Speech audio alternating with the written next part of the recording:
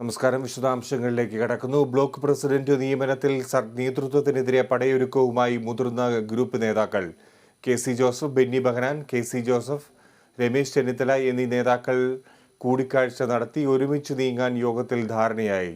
വിവരങ്ങളുമായി ഡി ബിനോയ് ചേരുന്നു. ബിനോയ്, എങ്ങനെയാണ് നേതാക്കളുടെ തയ്യാറെടുപ്പ്?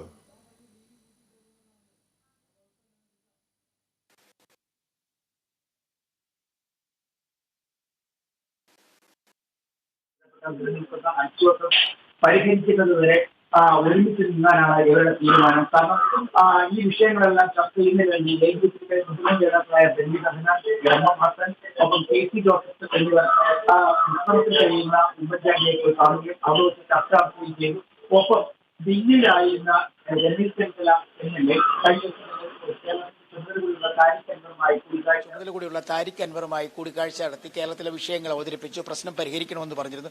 അതിനുശേഷം ഇന്നാണ് എ ഗ്രൂപ്പിലെ 3 പ്രമുഖ നേതാക്കളായ ബെന്നി ബെഹനാൻ, ഒപ്പം കെ.സി. Joseph, MM. ഹാസൻ എന്നിവർ നഗരത്തിലുള്ള ഒരു പ്രധാന ഹോട്ടലിൽ യോഗം ചേർന്നതിന് ശേഷം രമേശ് ചെന്നിത്തല വീട്ടിലെത്തി കൂടിക്കാഴ്ച നടത്തിയിരിക്കുന്നത്. പ്രധാനമായും ഇവർ പറയുന്നത് ഇതുവരെ ഉണ്ടാക്കാത്ത തരത്തിലുള്ള ഒരു നീക്കമാണ് പ്രതിപക്ഷ നേതാവിന്റെയും കെ.പി.സി.സി. പ്രസിഡന്റിന്റെയും ഭാഗത്തു നിന്നുണ്ടായത്.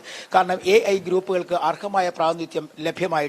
നൽകിയ പട്ടികയിൽ പരമാവധി ആളുകളെ ഒഴിവാക്കിക്കൊണ്ട് ഇഷ്ടക്കാരെ മാത്രം തിരികെ കയറ്റുന്ന തരത്തിലേക്ക് കാര്യങ്ങൾ പോയി. ഇങ്ങനെ പോയാൽ മുന്നോട്ട് പോകാൻ കഴിയത്തില്ല നിലപാടാണ്. പട്ടികയിൽ മാറ്റം വരുത്തുന്നവരെ ഈ ഒരുമിച്ച് നിന്നുകൊണ്ട് പോരാടാൻ തന്നെ വേണം ഇവരുടെ തീരുമാനം.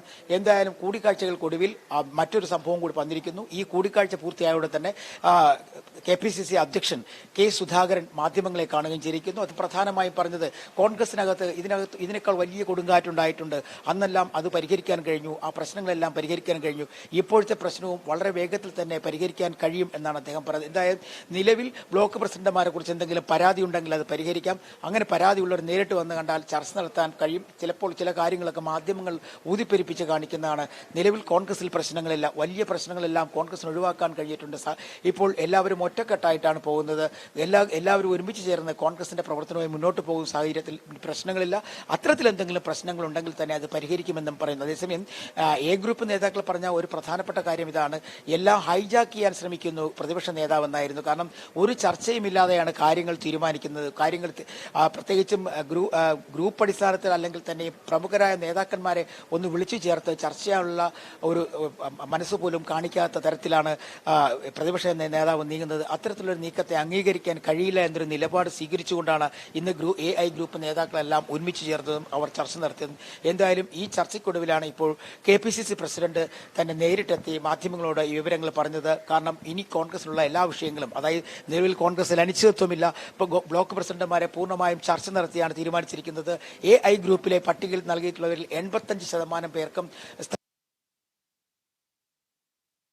ശരി ബിനോയ്, എന്തായാലും കോൺഗ്രസിന് ഇതുമായി ബന്ധപ്പെട്ട കോൺഗ്രസ് നേതൃത്വം ഇതിനോട് എങ്ങനെ പ്രതികരിക്കുന്നു എന്ന് നോക്കാം. കോൺഗ്രസ് പുനഃസംഘടനയുമായി ബന്ധപ്പെട്ട വിവാദങ്ങളിൽ പ്രതികരണവുമായി കെ.പി.സി.സി. അധ്യക്ഷൻ കെ. സുധാകരൻ.